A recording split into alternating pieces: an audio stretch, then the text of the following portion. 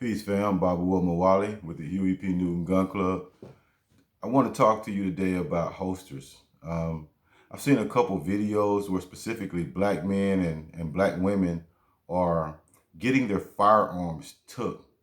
And a lot of that is because they have the wrong type of holsters.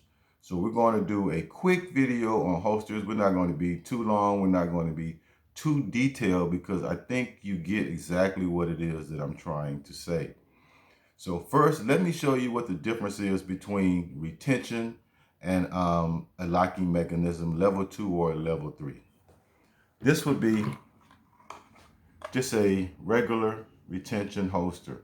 And when you say retention, that means it has a little screw that'll tighten it up or loosen it up according to your needs. It does run through. It does run through the belt. That is a good thing, and that is a positive thing because it would give you extra protection in the event someone is trying to take your firearm. So we got the Glock 19 here. We're gonna go ahead and make sure that that weapon, that you see that weapon is clear. I already know it is because it's mine. And we're going to show you the difference between a locking mechanism and a retention. So what you have here, it fits into place. You can pull it right out. You can hear it click.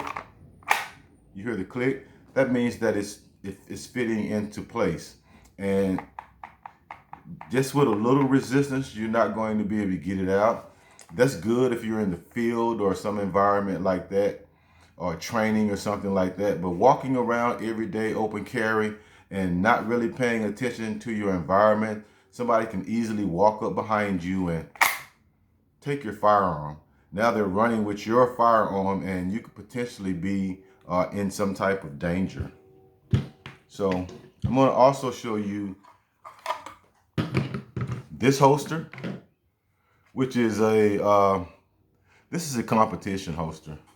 You should never be walking around with a holster like this in public because it does not offer a lot of protection. Let me show you again. The front, very low cut, and that is basically so you can get speed as far as using it in a competition or something like that. We're going to go with the Canet. Make sure it's clear. And just to show you, man, how this looks, this is just basically for speed. You know, just keep your weapon in place long enough for you to get to the next station. But I actually see people walking around with holsters like this. This is not something that you want to use in a public atmosphere. Believe me, because as soon as you turn your head or you're paying for something at the cash register, somebody will walk right up behind you and snatch that firearm away from you. So definitely do not use these as a carry alternative. This is a competition type holster. Now let me show you the worst holster that you could possibly get besides something like this. This is good for what it's intended for, and it's intended for a competition usage. Something like this is the worst holster that you can buy. One, it doesn't lock to the belt. It just has a clip, and this is for the this one is for a Glock. Slides in place, offers a little retention. Here's the retention screw, but look, somebody walks up behind you, man. They basically just took your damn firearm without any type of resistance whatsoever. So what I'm trying to say is be very careful about these holsters. Now we're going to run through the rest of this. This is a Black Hawk. A lot of people say Black Hawk is not a good holster. I've never had any problem with this one. It runs through the belt, so it offers extra protection here. I only try to buy holsters that run through the belt, and that's to give you a little extra level of security in case somebody is trying to take your firearm. This one is also for the Glock 19, which we've already cleared. So it's in, not coming out. Absolutely not coming out. You got your little depress, comes right out. So you got to work with that. If you got to push any type of buttons or locking mechanisms to free up your firearm, you have to work with that as far as speed is concerned. So again, this is the Black Hawk Serpa. I think this one retails for about $35, $40, man. Get holsters that's going to protect you when you go out into a public space. This one is the Safariland level 3. This is really the only way that I would carry a firearm in public. And this one fits, this one is specific for the mechanic. And lock your firearm into place, put that up, not going anywhere. I'm talking about it's in there absolutely tight. So if somebody came behind you and tried to take your firearm away from you, it's not going to happen. And now you're going to be in a position where you can turn around and physically do some damage to those people. So with this Safariland, how you release that, there's a mechanism here on top. You're going to push that down and slide that down. And once you do that, there's another little button in here. Let's see if I can get in there closer. There's a little button here, and you push that down. Shit, I'm still working with this holster myself. So push it down, and it frees up the firearm. Two locking mechanisms. One on top. Going to depress here, knock that down. One on the inside. Once you depress and knock it down, release your firearm.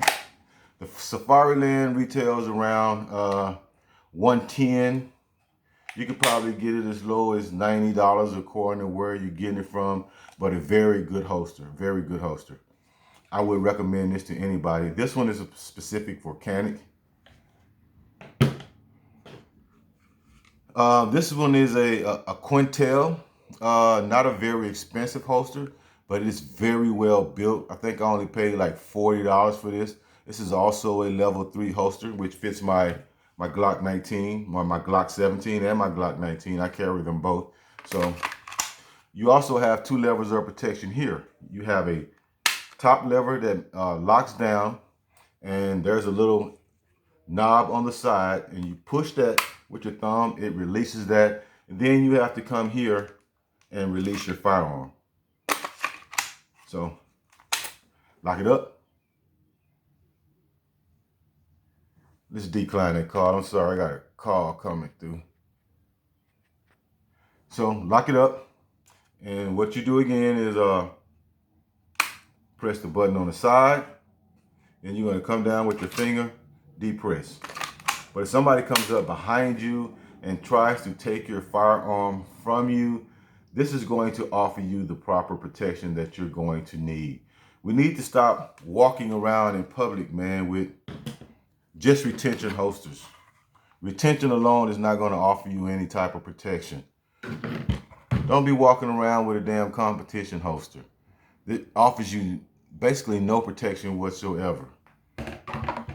And please, whatever you do, don't just buy a belt clip-on holster that just offers retention. And even if it did come with a locking mechanism, you can still just snatch it out. Very simple. So I hope that solves a lot of issues, man. I really hate to see these videos coming out and basically showing black people getting their firearms taken away from us. And then I go in a lot of these groups, and you have people laughing and making fun of the person that just got their firearm took. It's really not a laughing matter to me, because if a criminal is bold enough to take your firearm from you, then he's bold enough to use that firearm in a crime. So it's very important and imperative that we think. So just buy accessories that are going to keep you safe.